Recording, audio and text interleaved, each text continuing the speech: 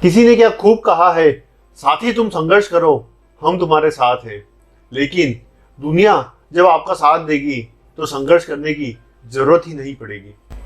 Hi guys, मैं पीयूष कोटक आज एक बहुत ही बढ़िया कहानी आप लोगों के साथ शेयर करना चाहता हूँ।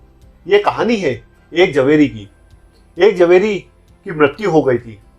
उसके पीछे उसके परिवार में सिर्फ 2 सदस्य थे, एक उसकी वाइफ और एक उसका एक छोटा सा बेटा। उस जवेरी की मृत्यु के बाद वो परिवार के 2 सदस्य के लिए रोजी रोटी चलाने के लिए सिर्फ कुछ जेवरात थे। वो जवेरी की वाइफ ने जब अपने बेटे को बोला कि बेटा, ये कुछ जेवरात हैं, इन्हें तो मार्केट में बेच आओ, जिससे हम अपना घर खर्च चला पाएंगे। जब माँ ने बेटे को बोला तो बेटे ने पूछा कि माँ, ये जेवरात मैं कहाँ बेच कर आऊंगा। तो माँ ने बोला कि इस शहर के दूसरे कोने में एक अपने दूर के रिश्तेदार हैं, उनको जाके तुम पूरी कहानी बताना कि मैं अपने पिता को खो चुका हूँ और परिवार का जो घर खर्च चलाना है उसके लिए ये जेवरात कुछ अच्छे भाव में आप बिकवा दो, जिससे हम हमारा घर खर्च चला पाएंगे। उस बेटे ने अपनी माँ की बात को सुनकर वो जेवरात लेकर उन अंकल के पास चला गया और वो बच्चा बहुत छोटा था। सब कहानी जो उसकी माँ ने बताई थी और जो परिवार की परिस्थिति थी वो सब उन अंकल को कह दी। उन अंकल ने वो जेवरात वापस उस बच्चे को लौटा दिए और बोले, बेटा, ये जेवरात अपनी माँ को वापस जाके तुम लौटा देना।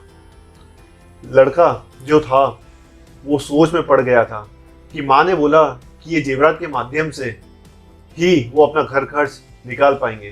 तब उन अंकल ने बोला कि माँ को जाके बोलना कि अभी मार्केट थोड़ा मंदा है, जब भाव अच्छा आएगा तब हम इस जेवरात को बेचेंगे, और तुम्हारे जो घर खर्च और पढ़ाई के खर्चे की बात रही उसकी तुम्हें कोई टेंशन लेने की जरूरत नहीं है।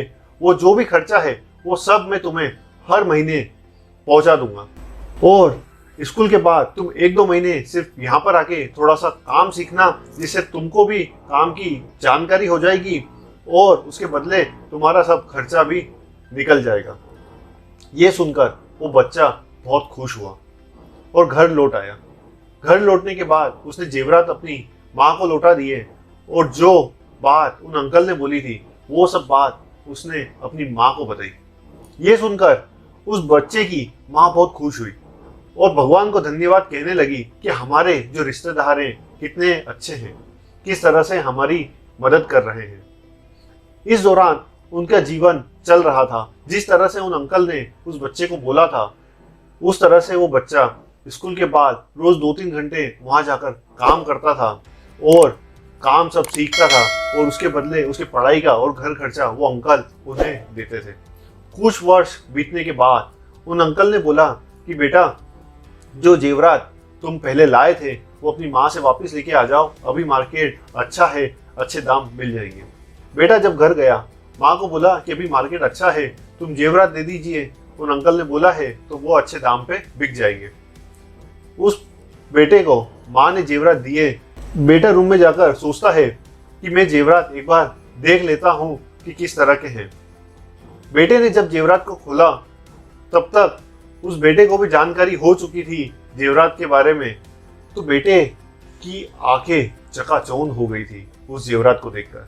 बेटे ने देखा कि जो जेवरात उसकी माँ ने दिए हैं वो तो सब नकली थे, और उसके आंख में आंसू आ गए और वो सोचने लगा कि वो उन अंकल को किस तरह से जवाब देगा। वो लड़का जब दूसरे दिन उन अंकल के पास गया तो उन अंकल को बोलने लगा कि सॉरी अंकल, वो जेवरात तो मैं आपको नहीं दे सकता हूँ क्योंकि वो जेवरात तो नकली थे। उन अंकल से पूछने भी लगा कि अंकल, कुछ साल पहले जब मैं वो जेवरात आपके पास लाया था, आपको तो जेवरात की परख थी, तब आपने मुझे ये बात क्यों नहीं बताई कि ये जेवरात नकली है। अंकल ने बोला कि अगर उस समय मैं तुम्हें ये बताता कि ये जेवरात नकली है तो तब तुम्हें ये लगता कि तुम्हारी परिस्थिति के कारण अंकल तुम्हारा साथ नहीं देना चाहते हैं, लेकिन आज अगर मैं तुम्हें वो सत्य बताऊंगा तो तुम्हें भी उस चीज़ की परख है और तुम्हें भी उस चीज़ की समझ है। तो ये जो कहानी है इससे हमें 2 सीख मिलती है, 2 बहुत ही महत्वपूर्ण सीख। एक तो हमारे जीवन में बहुत सारी घटनाएं ऐसी होती है कि हम किसी दूसरे इंसान को सोचे या समझे बगैर अपना निर्णय अलग ही तरह से ले लेते हैं। जैसे कि इस कहानी में अगर वो अंकल पहले ही मना कर देते तो वो बेटे और माँ के दिमाग में ये होता कि उनकी परिस्थिति के कारण उनके रिश्तेदार उनसे दूर भाग रहे हैं, लेकिन सत्य कुछ और ही था। वो जेवरात हकीकत में नकली थे।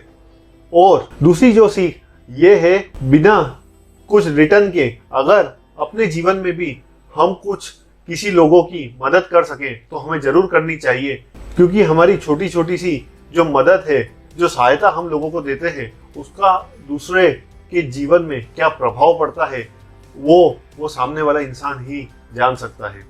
तो हमें हर एक छोटे छोटे से प्रयत्न करने चाहिए जिससे हम किसी दूसरे लोगों के जीवन में खुशियां पहुंचा पाएं। तो ये जो दो सीख है हमें अपने जीवन में हमेशा करनी चाहिए। और इस वीडियो के माध्यम से मैं आप सबको कहना चाहता हूं कि ये कहानी आप जितना हो सके उतना लोगों के साथ शेयर करें, क्योंकि अगर आप किसी और को देंगे ना तो ऊपर वाला आपको इतना देगा कि आप उसकी एक्सपेक्टेशन भी नहीं रख पाओगे। और आपको एक्सपेक्टेशन रखनी भी नहीं है, क्योंकि इससे जो खुशियां आपको मिलेगी ना वो कोई पैसा भी आपको नहीं दे सकता है। तो आप सब लोगों से मैं ये कहना चाहता हूँ कि अपनी लाइफ को बहुत मजबूत बनाएं, अपने माइंडसेट को बहुत ही अच्छा डेवलप करें। और मेरी ये किताब यू आर कमांडो जो ये पब्लिश की है, ये बेस्ट सेलर बुक है और आप सबसे रिक्वेस्ट है कि इसे जरूर पढ़ें, क्योंकि ये आपको और आपके परिवार के हर एक सदस्य के माइंडसेट को इतना पॉजिटिवली डेवलप करेगी कि हर एक चुनौतियां, हर एक परिस्थिति में आप अपने आप को तो मजबूत करेंगे ही और लोगों की मदद भी करेंगे। आज दुनिया के बहुत सारे डेवलप नेशन हैं जो कि डिप्रेशन की बीमारी और मेंटल इलनेस से जूझ रहे हैं। आज यूके में मेंटल इलनेस का भी एक बड़ा सा बजट होता है और ये चुनौतियां हिंदुस्तान में भी आ रही है। कोविड के बाद बहुत सारे लोग बहुत सारे फाइनेंशियल सिचुएशन और मेंटल सिचुएशन को फेस कर रहे हैं। तो अपने आप को बहुत अच्छा मजबूत बनाना है। मेरी ये किताब आप सबको बहुत ही मजबूती देगी। तो आज ही ऑर्डर करें और अपने जीवन को बहुत ही जबरदस्त बनाएं। Thank you so much. Stay connected.